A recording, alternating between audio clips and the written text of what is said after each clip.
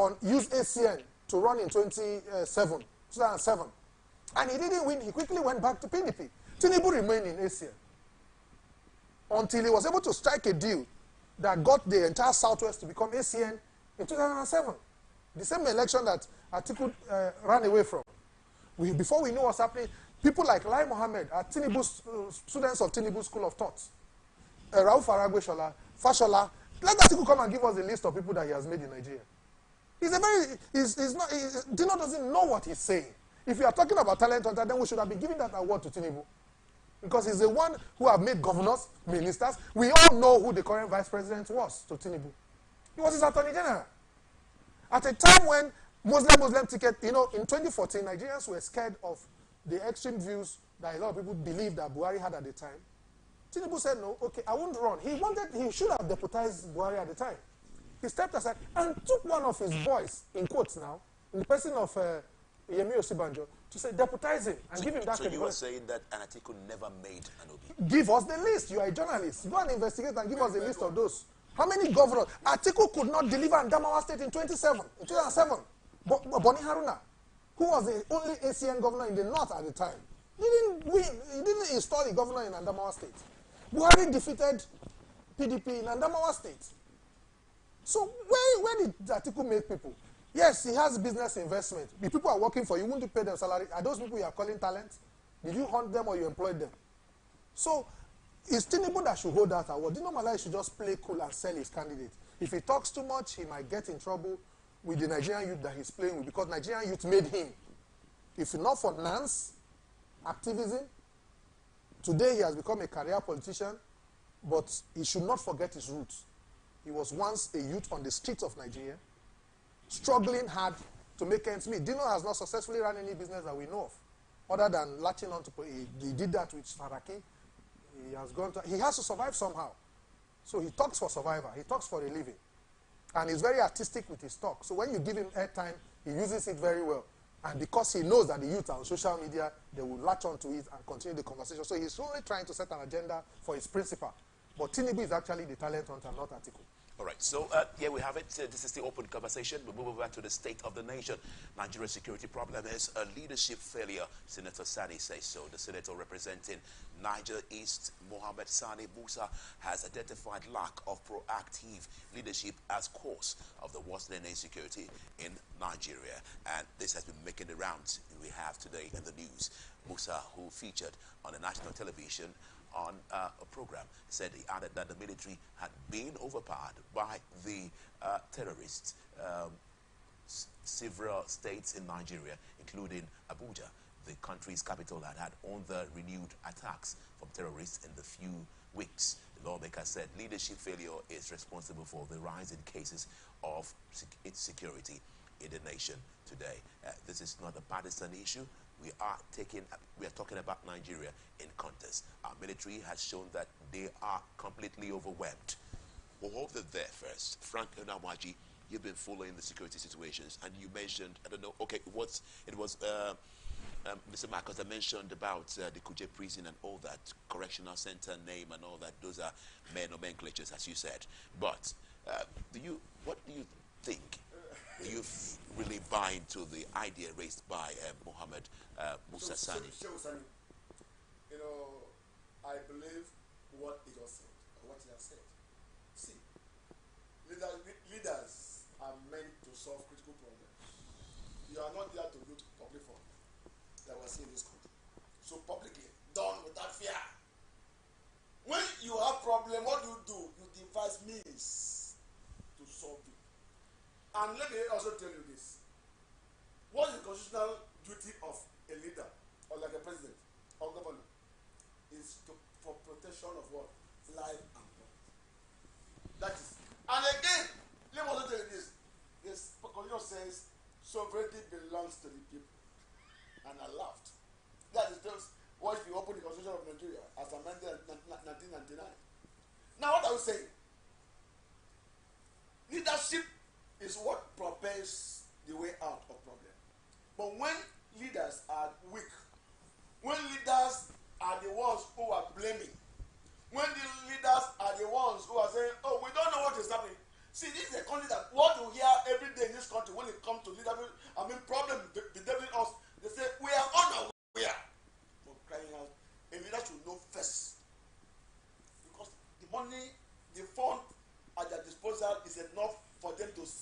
anybody anywhere to spy on what is happening. That's what America is doing. Even as Russia and Ukraine are fighting now, are you aware that each of the countries are also what? Manipulating the system, using information. So for me, I feel that Shehu Sani is right. Leaders should receive the blame, because today, if everything is working well in Nigeria too, President Buhari or leaders in this country should accept the glory. But today we are pointing to 2015, 2014, 29, 20 like this ASU strike. Leaders should develop means to solve problems. And when you fail, accept also that you are failed. But in Nigeria, we don't accept. We keep turning it upside down. Are you aware that this problem started in 2015? That was why we could not destroy the root of the problem. It is not true. We can destroy the root of the problem if all of us are yet to understand. Even when we understand the process, we can. But today, the leadership are not studying the situation and how to give us pragmatic approach. Right. And the day you fail, accept your failure. So for me, I feel that leadership is meant to solve problems, and when you cannot solve the problem, you are what?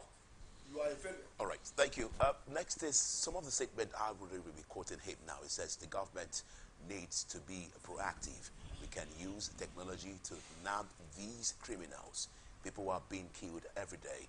When we want to talk about security, we need to be honest with ourselves. Now, people in charge of security have not done very well. The government is not trying. We just have to do more. Since these troubles started, no general have been revealed or sanctioned.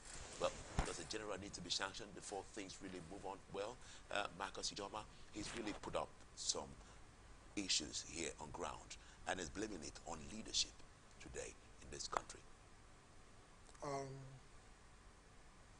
Everything rises and falls on leadership. If it's good, it's leadership. If it's bad, it's leadership. And someone made a joke some years back, and he said when God was sharing problems, he gave some countries earthquake, some countries wildfire, other countries mudslides. But Nigeria, God gave us natural resources and gave us leadership problem. So, for whatever reason, leadership have eluded us since independence till date. I can't disagree with the senator. It is indeed a leadership problem. When President Muhammadu Buhari took over in 2015, there was a nomenclature that was being bandied around by the media, which is body language. A few things began to look like they were working. EFCC woke up, a few things woke up, you know, we were hearing the attacks, Boko Haram has been tactically defeated, and all of those kind of, and indeed, we saw a reduction in Boko Haram. It's as if they moved from northeast to northwest. I think that was what happened. Maybe the period we had that window was the movement when they were transferring from it. And then when they got to northwest, we gave them another name. Those of you in the media gave them bandits. We removed Boko Haram and replaced it with bandits. The same, what is the difference? They are killing, they are maiming, they are raping, they are kidnapping. So what's the difference between Boko Haram and bandits? But we changed the nomenclature and we started dealing with banditry. And they said, oh, don't call them any tribal name, just call them bandit. Don't call them Fulani headsmen. These are not headers. Fine and good. But where does leadership come in all of this? For those of us, permit me to say this now, who were supporters of President Muhammadu Buhari in 2015 and 2019 and all of that, one thing that we kept selling out was that he's a general. He will be able to deal with the security issues. Unfortunately, that is not what happened. So now, what we expect leadership to do, sometimes, let me give you a simple example. If President Muhammadu Buhari sacks a service chief after every attack will stop. I'm not joking. Nobody wants to lose. All the service chiefs or one service Anyone you choose. Like the correctional facility, one would expect that the interior minister should have gone. The Controller General of Prison should have gone. How can you tell me there were no CCTV cameras in these correctional facilities? Do you know what that means for prison break? It means that I can come in and do anything and get out and there will be no record of me. My brother, you can't enter a bank in Nigeria without CCTV. You can't even withdraw money in an ATM. The CCTVs are always on. Every ATM has at least 2. Because you want to withdraw 5,000. And you are entering somewhere where you have terrorist suspects and you don't have any image whatsoever. What does it take to put CCTV cameras in correctional facilities and transmit live to the national headquarters of Nigerian prisons? And such, you are watching all the prisons at the same time, sitting in just one room like this.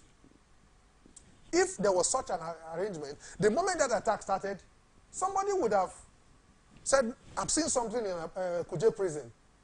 Alert the Air Force. There is a base already at the airport. The airport to the correctional facility is less than 10 kilometers.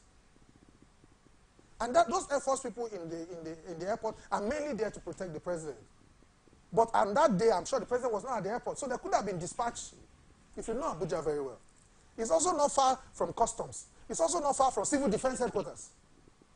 Kuje and civil defense, just the airport road on your way to the Abuja airport. They're all in the same close proximity. So if you mobilize at least 50 civil defense officers from their headquarters, less than 10 kilometers, I tell you, to Kuje, that's all. CCTV would have solved that. Even if there's a country that makes it an inferior one, even if it's that country type that we bought, it would have saved us solar powered. So don't tell me there's no gen, because they bring gen to Kuje prison when they have 3 VIP prisoners. I've seen that before. I saw it when Ojizo Kalu was there. I saw it when Joshua Darie was there. So prison can also say we didn't have diesel, so the CCTV were not working. They are solar powered CCTV that you can monitor on your phone. So I'm saying that body language of the president, if the attack was as a result of police lapses, has the IG been sacked? If it was as a result of lack of intelligence, has the head of the NIA been sacked? Because if you sack this one, because they all know what privileges come with those positions. So if you sack one, and the next one is coming and you hear the story of what happened to the previous, he will sit up. So leadership, people watch leadership. So are you saying that the leadership of President Muhammadu Buhari has failed when it comes to security? You are trying to put words in my mouth, Mr. Nnamdi. But just in case you're looking for a yes or no answer, the answer is yes, they have failed. But the truth of the matter is that I think it's a serious failure. If we keep it as just failure, we leave it mildly, because if you put yourself in the shoe of those in the IDP camps, the parents of those and relations of those in captivity, can you imagine what these bandits are saying? 100 million per person.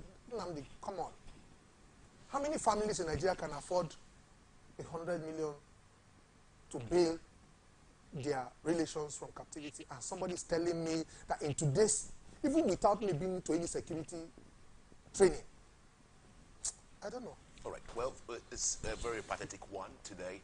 We pray that things are done to restore the security and the sanity of Nigerians here. Stop praying. Start acting. Well, that's what people will say that now. All right. So with this now, we're moving over to the last issue on ground.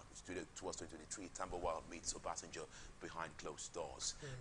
Sokoto State Governor Aminu Tambawa on Sunday visited former President Chief Olusegun Obasanjo in what could be described as a national issue meeting.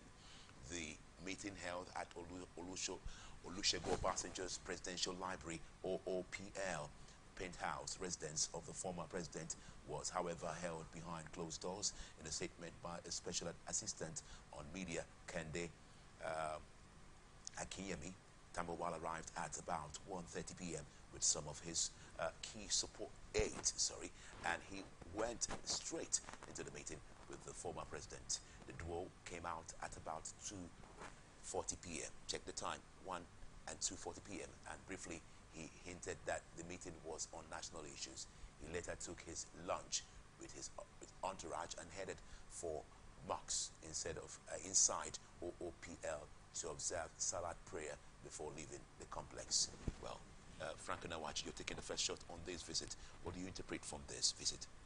Well, what our politicians are telling us in this country, Obasanjo has the key of this country politically.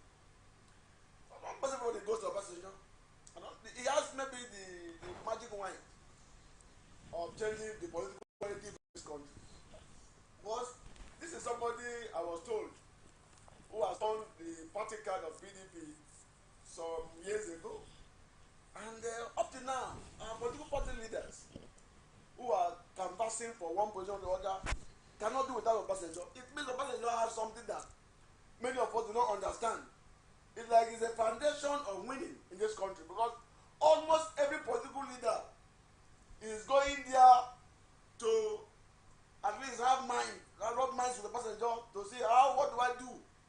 It's like he has the key to win an election in this country. And I feel also like what we have just discussed now, Tambua going to see Obasanjo is not contesting now as a president, he's not in the vice president, but it's sort of national issue.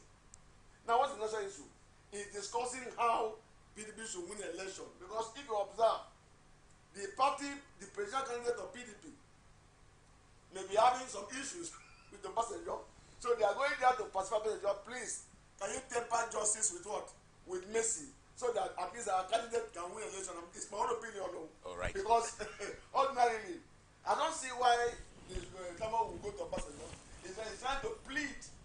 Please, we need your support. On behalf of Atiku? Yes! I'm making that emphasis, yes. So that at least your followers can also support our man to win the election. So that's what I feel on the national issue. I don't think that discussion how to solve so many problems in this country. It's about winning an election. All right, Marcus Ijoma, the meeting was set to be very brief. 1:30 to 40 out of the meeting, straight That's to the a little box. above an hour. That's not brief. It's not brief. No.